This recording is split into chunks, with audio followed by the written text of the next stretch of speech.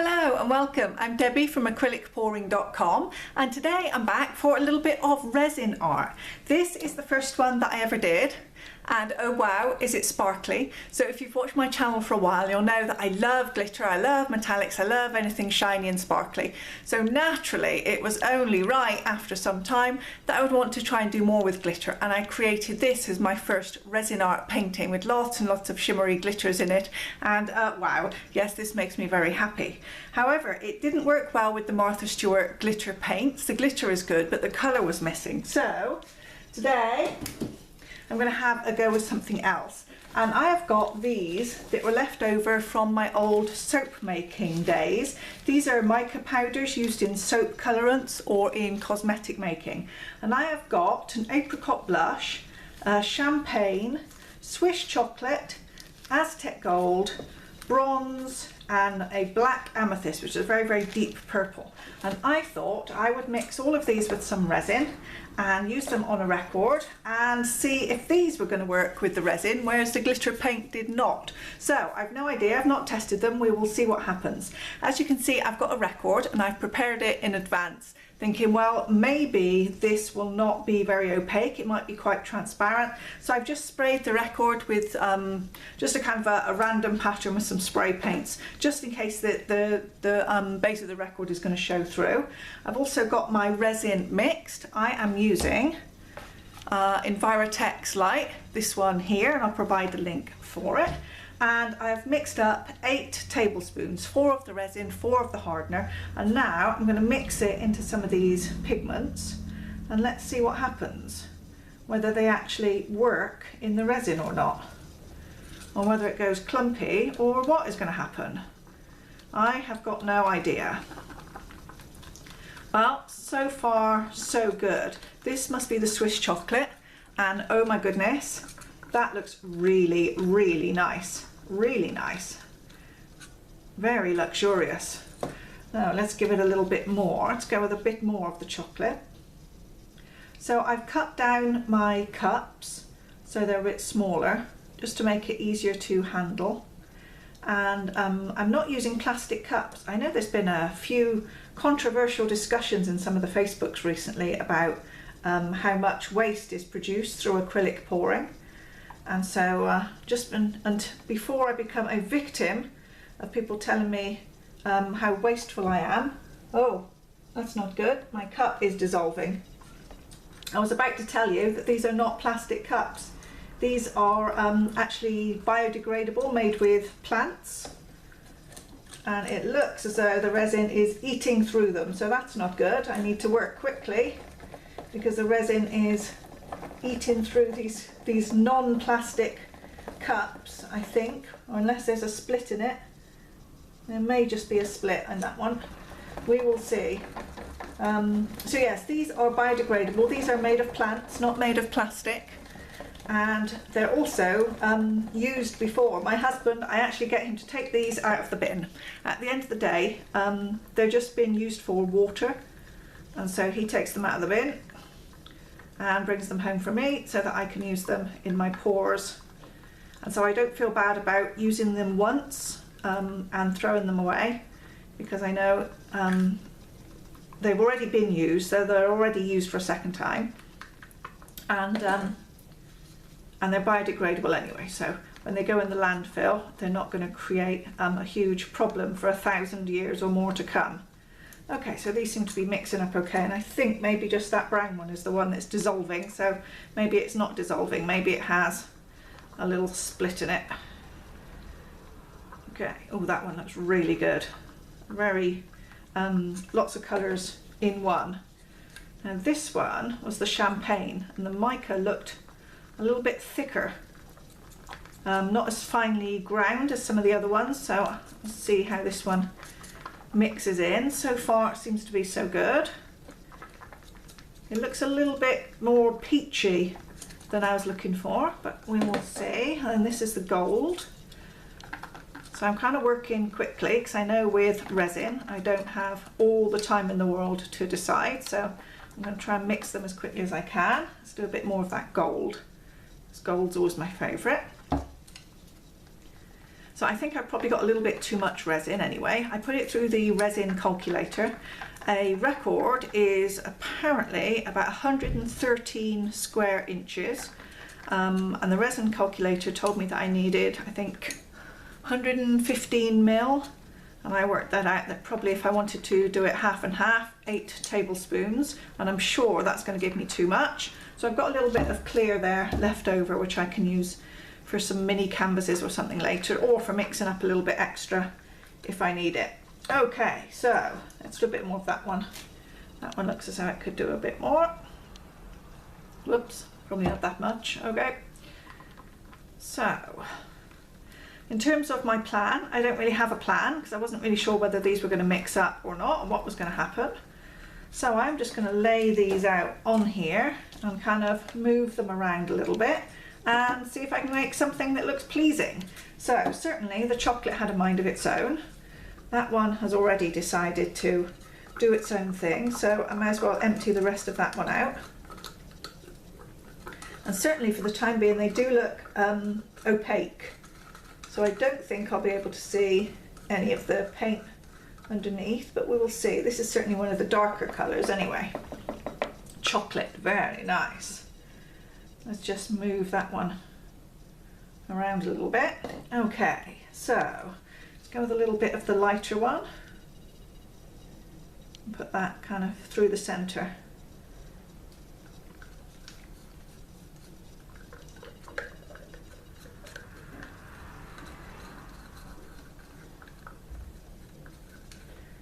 And I think once I've got them all on there that I'm probably going to get in with my hands today and smooth them all about, but we will see.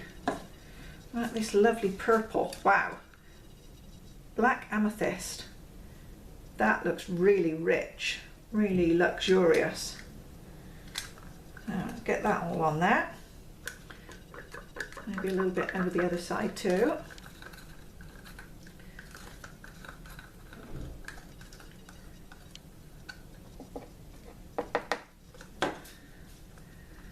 And this one, I think this must be, oh, I don't know, is this the apricot blush? It looks like a kind of a coppery colour. A little bit apricotty. Let's get that on there, a little bit here. So I've got no plan. I'm just going to get them on there, see what happens. I think when you start out sometimes with a new hobby, if you have too much of a plan, I found that with acrylic pouring, sometimes I would get disappointed or disheartened because I'd have a plan for how I wanted something to come out and it never did. And then I was thinking, oh, I'm a failure, I can't get it to go right. Whereas really I think when you're starting out, you just want to get in there and experiment. Throw some paints down or some resin or mix up some colours and, you know, see what happens. Have no expectations and then you can't be disappointed if things don't turn out how you thought they were going to. So today, no expectations other than, ooh, those colours are nice. I wonder what they will do in resin. And so far they look good. So let's get that one out there too. Nice coppery colour, that's really good. And then this one I think is my gold.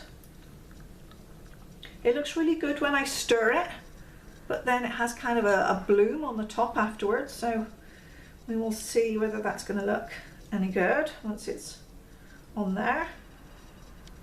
Ooh, nice colours.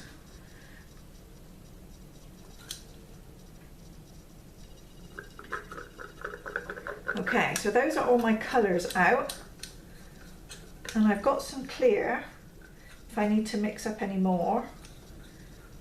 So let's just see how I get on. And that wasn't part of the plan. Okay, let's get that one out of the way. So I think let's tip it about a little bit to start with and just see how it moves, because they're obviously very different to paints. And the colours kind of stay a lot more separate. Get rid of that little gap there in the middle. So when you're doing paints, obviously the more you move them about, the more kind of muddy and things it gets. Whereas I found with just the few resin experiments that I do, that the resin tends to stay separated more. And certainly as I move it, I can see some of the colours are moving over on top of each other. Oh, I don't want to lose too much off the side. So now I've got a few shapes going on. I'm going to tip it back this other way.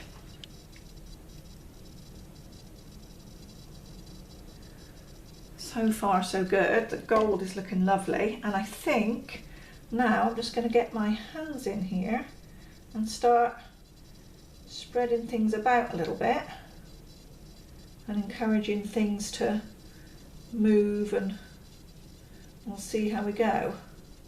Just kind of break the surface tension on the edge of the resin. Let's see if I can encourage it to move. Where this purple and gold mix together, they look really nice. Okay, that looks good. A little hole just there. So now I think I need to move it a bit more. So what shall I do?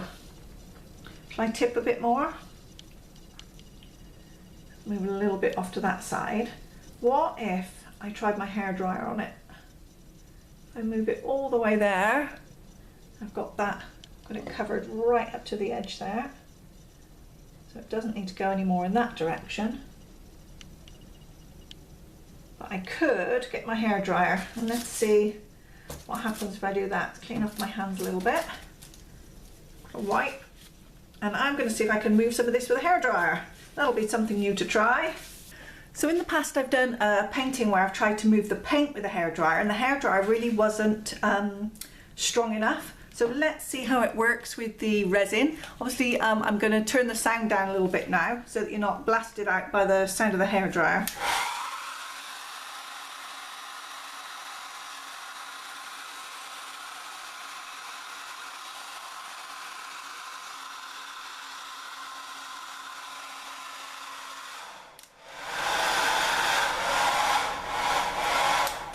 Put my hairdryer in the resin.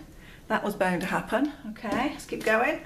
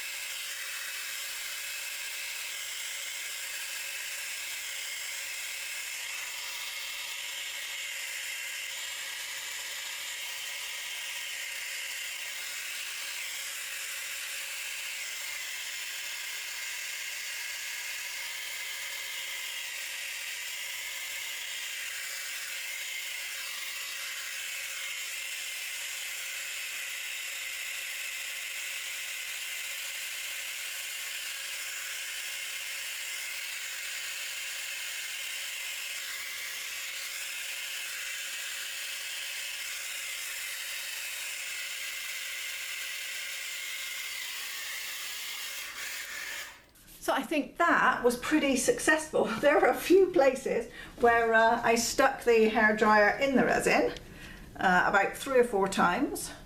This hairdryer really it should have a nozzle, I think, to get the best results, because yeah, it's a bit kind of sticky on the end there now, but it did a good job, and it kind of softened the resin and warmed it a little bit, and it's created all these ripples, which is really, really cool. I've got some really beautiful ways the colours are all kind of mixing in together now, and I've got full coverage all the way round, and I haven't lost too much over the sides. It's looking pretty good, but I think I need to go over it with the torch, because obviously I've got a lot of bubbles in here, I can see. Oh, come on, torch. There we go. Yeah, there are a lot of bubbles. Okay. Lots and lots of bubbles. So I think I will need to babysit this for a while. So I think so far so good. I can see a lot of bubbles. I'm going to certainly have to babysit this for a little while yet, I think. Get all these bubbles up to the top and probably put a few more cups around to support it. But I think it's looking really good. The colours look lovely. The pigments seem to have worked really well. Really, really well. They're so shimmery. The gold is really good. And I've got some really nice lacing here, which I wasn't expecting, but it's always a nice added bonus. So I'm going to bring you down and we'll have a look at the details. And then of course I'm going to babysit this, get rid of all the bubbles and things, and I'll show you what it looks like when it's all finished. So there we go. Looking kind of nice. Obviously it's looking very glossy, so you can see the glare from the lights and everything in it, but it looks really nice. Look at that gold. That is just spectacular. And the cream, the champagne colour, has also done something similar just here, which looks really nice. And otherwise, you know, there's lots of really good areas where all the shimmery colours are all kind of mixing in together. So I am pleasantly surprised. You can see a lot of bubbles in it still, so I think I've got to take care of a lot of those in there, and a lot of that was probably to do with me using the hairdryer. So it's not probably the best, but I'm going to keep babysitting this for a little while, make sure there's no drips and things on the underside, and then I'll show you what it looks like when it's all finished. So here it is done, and oh my word, it is absolutely gorgeous. Of course, so much shine and all of the pigments, the mica in this, just absolutely gorgeous. So much shimmer and sparkle. I just love it. So, Resin, I love you. Mica Pigments from my old soap making days, I love you. I think put the two together and I can make some really beautiful art with these, and hopefully keep the cost down by using something that I already have. I would say the champagne one, the creamy coloured one, there were a few little bits, probably just about see them, where they hadn't mixed in quite and had a few tiny little lumps, but not anything too bad. But that, I think I said that about that one when I was mixing it, that it seemed a little thicker, drier or whatever than the others. So I'd need to watch out and make sure I just give that one a good mix in the future. But the gold and these other ones, the kind of bronzy coloured ones, all of the metallics, and this gold especially, absolutely spectacular. So thank you very much for following along with me as I tried out a little bit of resin art. I hope you'll follow more on the channel and see you at acrylicpouring.com very soon.